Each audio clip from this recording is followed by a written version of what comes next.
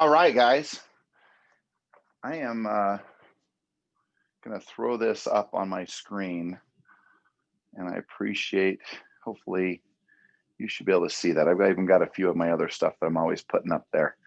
But anyway, hey, so I want to just share with you just a few key things. And, whenever I have the opportunity to visit with you, I'm always thinking about just a couple of things. I'm always thinking about how are we protecting our mindset and what are we doing to elevate those skill sets. And then I guess I would add the third, which is how are you creating the disciplines around that? It is next to impossible to have an extraordinary life in any area of your life if there is not a solid mindset, a skill set that's necessary, whether that be the skills of marriage, the skills of as a father, a mother, the skills of friendship, right? The skills of communicating in the business of real estate, the skills of our ability to convey a message, to convey a idea, our ability to influence, and our ability to convey that message in a powerful and compelling way. Then, of course, there's the disciplines, right? The actual disciplines of doing the right things or the correct things within a relationship, whether that be your spiritual relationship. There's disciplines, right? The word discipline, a derivative of disciple, right? The following of certain teachings. If we were obviously we're familiar with that word, no matter where we come from. So discipline's a real interesting thing. It's that we have these beliefs, these teachings, and when we're disciplined in those teachings and those ideas, we live them and we execute upon them. So we can't underestimate the importance of our mind, our skills, and of course, those disciplines. Based on that, there's a couple of things that I'm seeing. We're in a market today where you don't have to do a lot. And some of you may say, oh my goodness, George, I'm still struggling here. But as a general statement right now, you don't have to do a lot to find a buyer who wants to buy a home. You may have to do a lot to convey the messaging in regards to someone listing with you, but there's business to be had if we just simply are out there doing some level of connection to another human being. But I want you to get deeper than that. See, the problem is that right now what I'm seeing is that business is happening for some. Some people are having extraordinary success, and some people aren't really having much success. So for you on a personal level, it's not what did the other people do in relationship to you, but they certainly can be examples to you of showing you that what is possible for you. See, what always inspires me is when I see someone in optimum health and well-being and in shape, if that makes sense. Their body is cut. They have absolute endurance. Their ability to live, if you would say, a life that is healthy is always inspiring to me. And it means that they have figured out the disciplines, they have figured out the skill sets, and they've created a mindset, an imagery, a belief of what they're supposed to look like. So I'm always inspired by it. I'm equally as inspired in regards to agents that figure out how to get this mind of ours to find our center, to figure out the skill sets that are necessary, pay whatever the price is, and then execute upon that despite all the other challenges. And I'm always fascinated by great parents or great friends who have somehow figured out the ability to have those skills that connect us one to another. They have the ability to remain positive and always a voice of reason if you have a friend like that, or maybe you're that friend. It's inspiring to me to recognize that every single angle of our life is consistently leaving clues as to whether we're going to succeed or not succeed. So I wrote down some questions this week that I wanted to ask you. And they're very specific to this concept of communicating and talking with people. Now, if you haven't, I'm going to encourage you to make sure you sign up for our Elevate. We're going to spend tomorrow 2.5 to maybe even 3 hours together, where we're going to focus on mindset, skills, and discipline. Specifically, if you haven't signed up for this event, it's part of our coaching company. It's part of the ESS, those of you familiar with it. And look, this is going to be some of the best few dollars that you spend. I think it's like 35 bucks. For me, it's 50 bucks. I can't remember what it is. But man, I'm encouraging to be part of that. I'm going to role play a full listing presentation. We're going to work on setting appointments, and we're going to work on, of course, the closing of a sale. And frankly, the ingredients as to whether or not you're working with buyers or whether you're working with sellers, or hopefully, my hope is that you're working with both.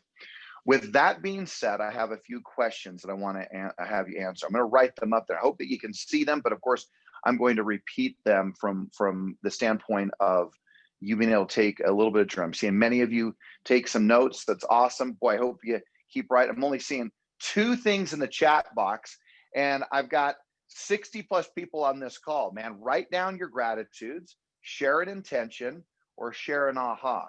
But here's the first question for you. What is preventing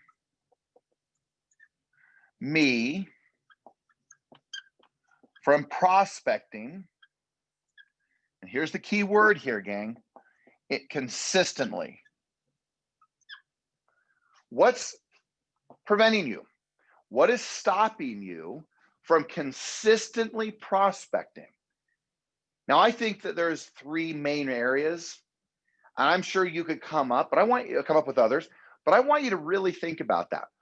What's preventing you? What's stopping you from prospecting on a consistent fashion?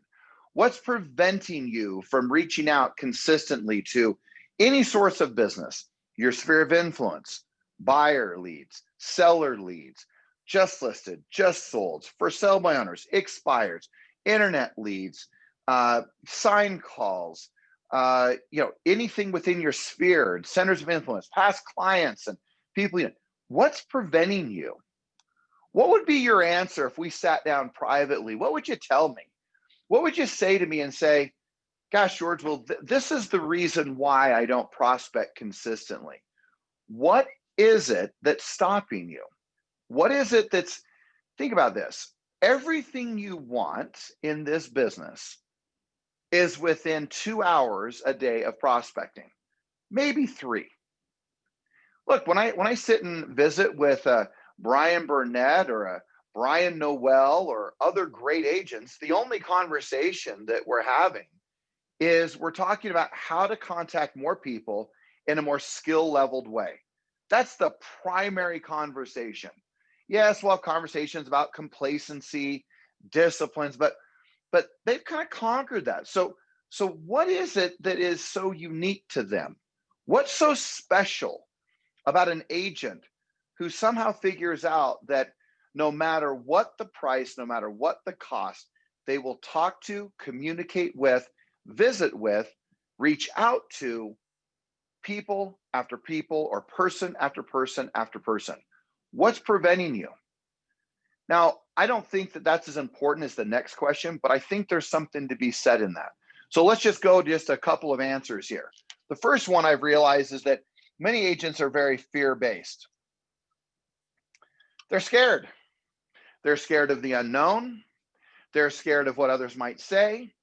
They're just simply scared because they may not know what to say. They may not have every answer. Then let's go to number 2 so we can weave all these together. I believe a huge one is there's going to be rejection. So think about this. Is your reason fear? Is your reason, do you cloak it with, oh, no, I just don't have time? Really? Because the most successful real estate agents in the world make the time. It doesn't matter whether I'm talking to an agent or I'm talking to one of my managers. They make the time. They don't give excuses. They don't say why it can't be done. They don't defend their days as to reasons why they didn't prospect or didn't recruit. They don't defend it. They just do it because they recognize that, man, I'm going to conquer my fear. I'm not going to put everything else in place of it. I'm okay with being rejected. I remember years ago saying to myself, we're in a business where we want to be liked. And you know what? It sometimes is tough because we get rejected. And sometimes we own it personally. Although they may not need our services or they choose someone else, we take it personal. And as much as I want to say, man, don't ever take it personal, it's sometimes tough not to take it personal. But even in the sense of that, think about the rejection and the fear. And then let's just go to the third. And that is that we're above it. And that is that it's our ego. I want you to think about your ego for a minute. Are you above prospecting? Are you just one of those agents that acts like they never work and business just comes to you and you just wait for it? You know that you're not going to have long-term success doing that. What would happen? Now think about this for a moment. What would happen if you were not so committed to looking good? What would business look like if you were okay making mistakes, being rejected, not letting your ego get out of the, let your ego get out of the way so you can truly go forward? Think about the fact of how committed we are to what do people say about us? What do people think about us? What is people's opinion of us? That is so ego-based. And we say, well, but I don't like to be rejected. I want everyone to like me. You know what? Then this may not be the business for you. But if you want to win the game of prospecting, you got to recognize that, wait a second here, why would I let fear-based thinking, ego, and rejection rule my life? The thing that's crazy about rejection and fear is that an agent will never talk to certain people, but the people they never talk to are the ones that prevent them. The imagery they have of it are the ones who prevent them from making calls. And so the people they'll never talk to, never get business from, never earn money from are the very people who are preventing them from winning the game of prospecting. Guys, I'm just here to tell you, you cannot win the game of real estate without prospecting. And as much as the business is right now doing so well, rates are low, market's great, white hot. You want more business? You want a consistent business? I can promise you it has to do with you picking up a phone or knocking on a door. It will not ever change. That's the beauty of our business, is that it is a prospecting, lead generating. It is an outside sales going outside to get business. Now, look, you want a little bit of a warmer lead because they went on the internet, but people say, I want more leads. And yet 97% of the US is above water on their homes, meaning every home essentially in both Utah and California specifically can be sold if the person chooses to. And anyone on earth that could buy a home wants to buy one. So everyone's a lead. And everyone knows someone who wants to buy or sell a piece of property. So you really got to ask yourself, man, again, what's preventing me? Is it my ego, what people think of me? Is it the rejection? Is it my fear or fears? And knowing what those are gives you the ability to conquer these things. The ability to say, hey, you know what? I'm going to win this game of real estate through my prospecting. So number one, what's preventing me? Here's the second question I want to ask you. That's number one. Here's the second question. What do you expect when you prospect? Now, that may be an interesting question to you, maybe not, but I'm just curious. What are your expectations? What do you expect to have happen? What do you expect to have happen today? Do you expect to be in traffic? Do you expect to be angry? Do you expect it to be a tough Monday? Do you expect sunshine?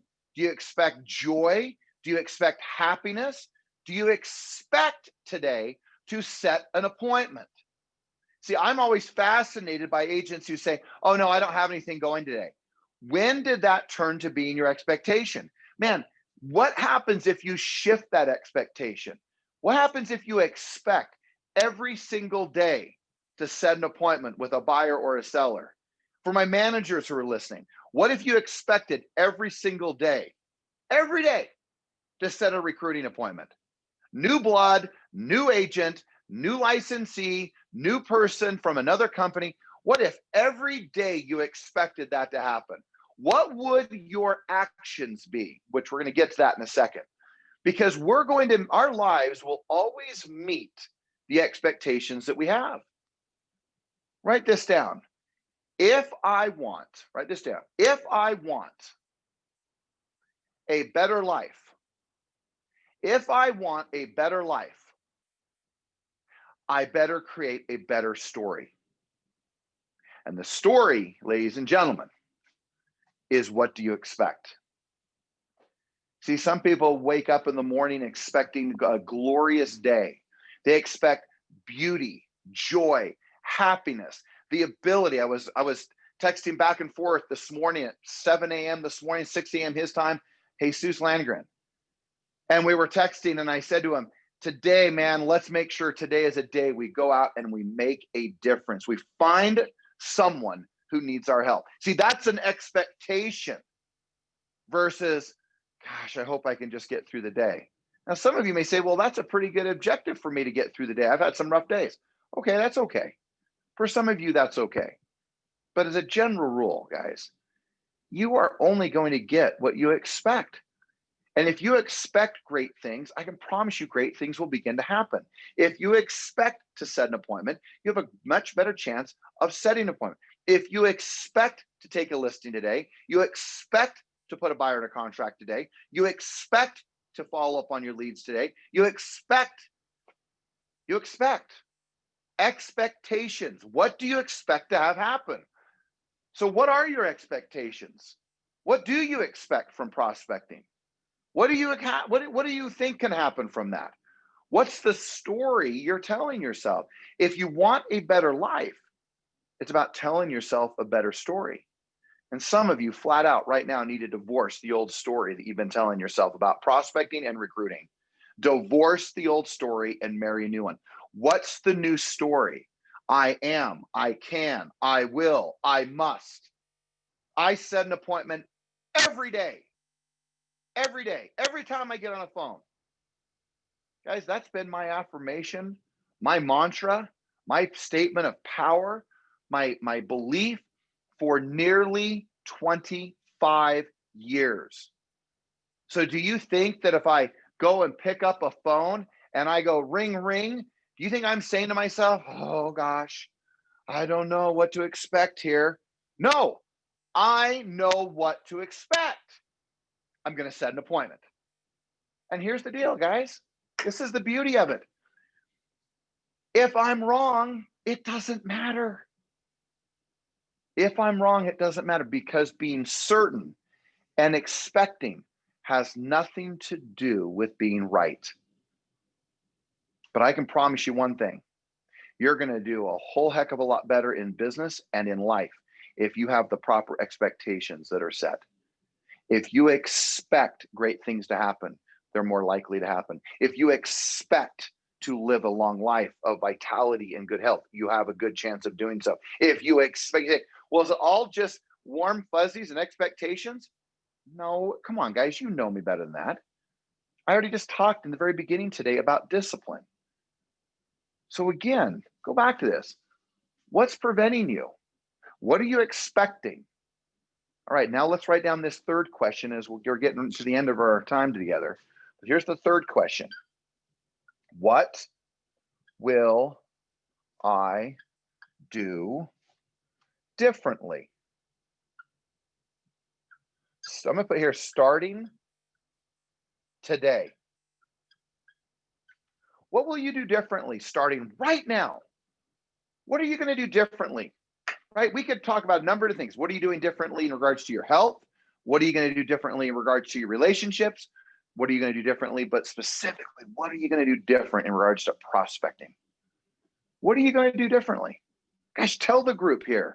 What are you going to do differently? How many hours are you going to prospect? How many contacts will you make? How many doors will you knock on? How many people in your sphere this week will you contact? Minimum 25 a week. Did a week just go by that you didn't talk to 25 of them? How many contacts will you make this week? How many hours will you prospect? Gosh, Sam Bell, if those of you watch the summit, and if you haven't, go back and watch it. It's on the thread of text. He talked about the importance of those numbers. He talked about the importance of making the calls. He talked about not waiting for business to happen. He talked about for the number of contacts you make in a day equals the number of deals you do in a year. I also earlier that day was talking to about that I really believe that you want to add $250,000 of income to your life. Just simply prospect 15 hours a week for 42 weeks a year. You want 250 added? Go prospect 15 hours a week. You'll add $250,000. This is the problem though, right? When we talk about what will we do different, what will I do differently? If I'm talking in first person me, what will I do differently is probably different than what I've been doing. Because look, you can look outside of you your whole life. You can look to blame your friends, the brokerage, other agents, the market, mortgage companies, title companies, inspection companies, your mom, your dad, your siblings, your spouse. You can blame anything you choose that's outside of you. But this and every question up here is about you challenging yourself, about who you're going to become.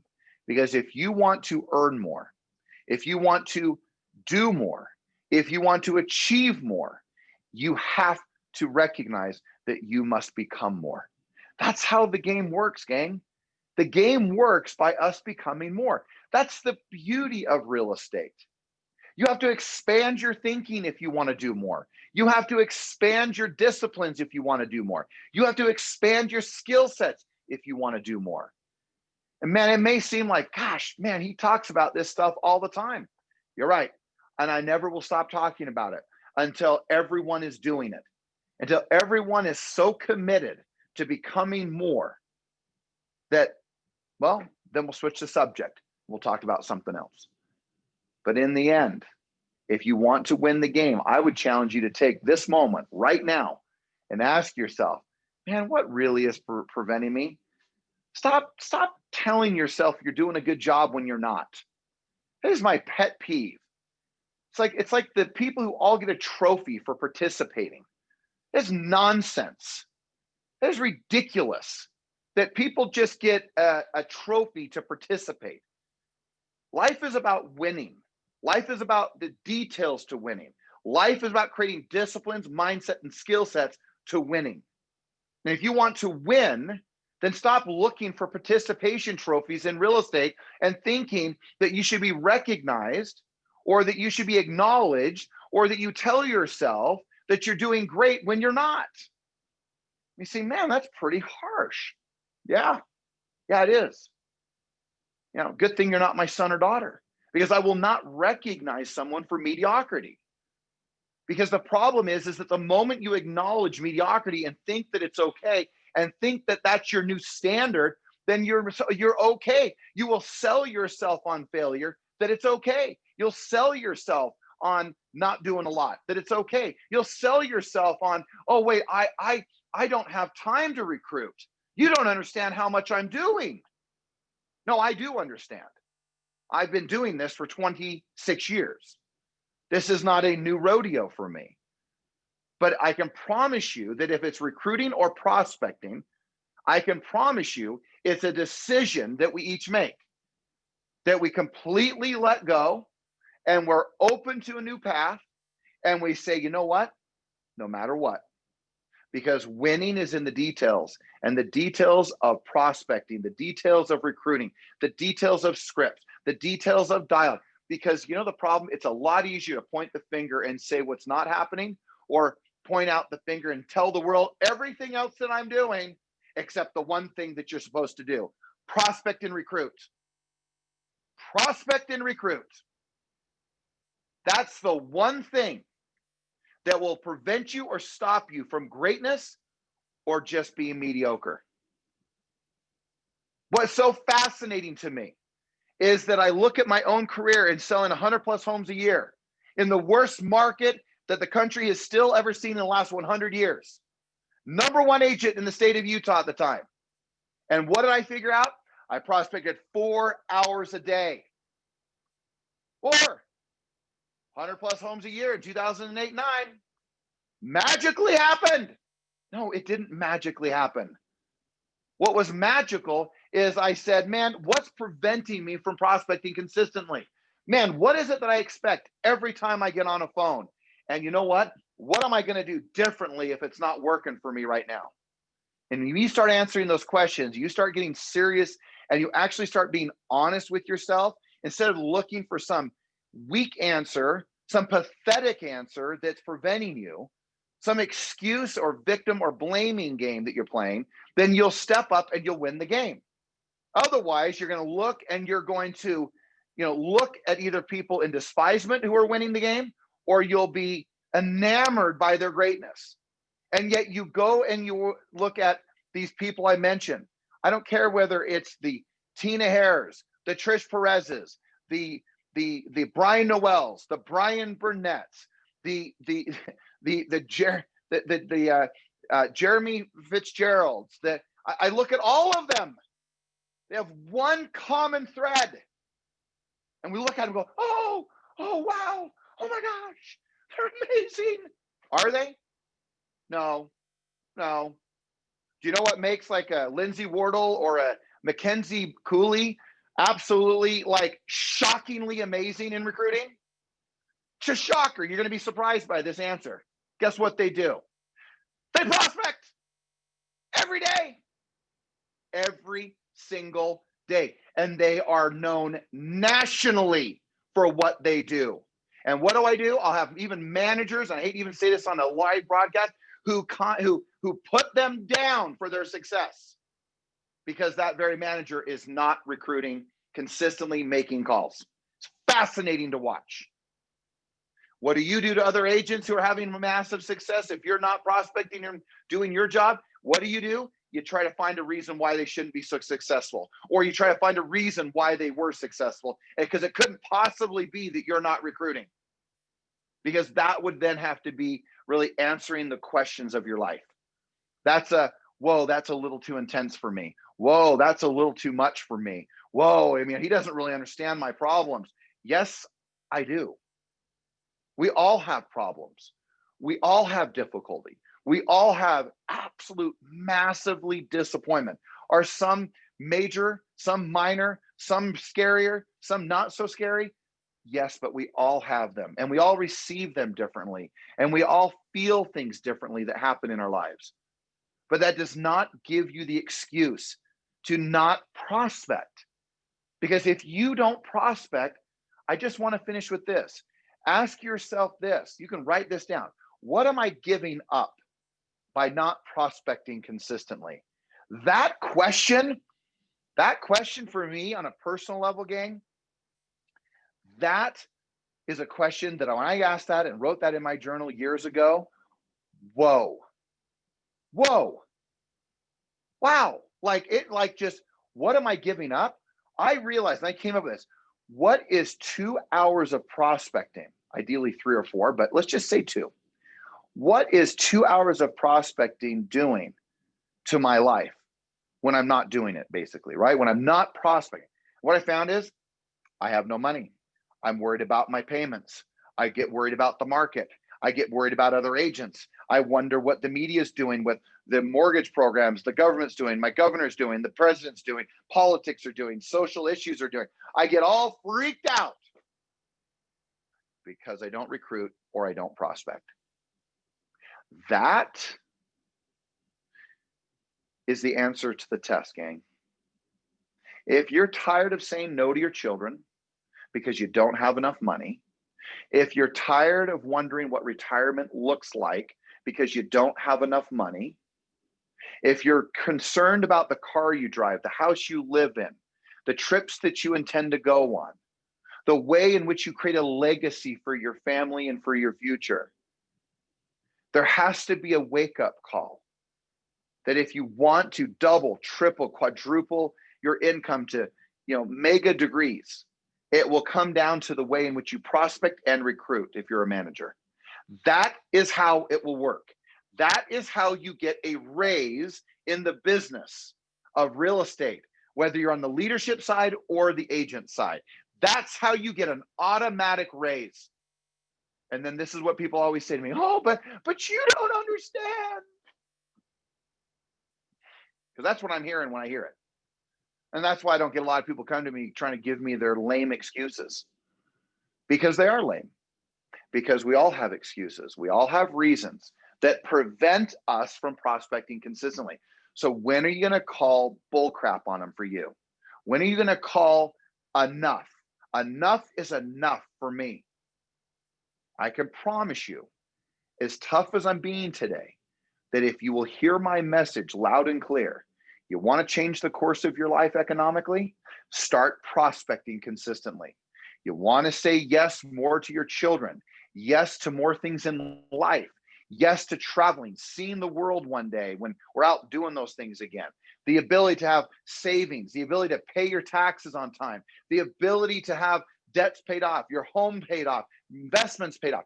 The answer to the test is prospect, recruit, prospect, prospect, recruit.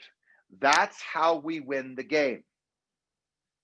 If you think that games are won by low-level defenses, scarcity, holding back, not excelling, expanding, opening our heart, our minds, and our personality and our soul to others, you're not going to win the game of life doing that. Any part of life. So open your heart, reduce your ego, let mistakes be had, and go help people today. That's really what we're talking about when we talk about prospecting, lead generation, talking to people, communicating. That's the answers to the test. With that, we're going to start with some affirmations. But gang, man, go prospect. What do you expect to have happen? And what are you giving up by not doing it? Man, I hope that you're hearing that question, because some of you are giving up some of the most sacred desires of your heart by simply not prospecting. All right, with that, let's do some closing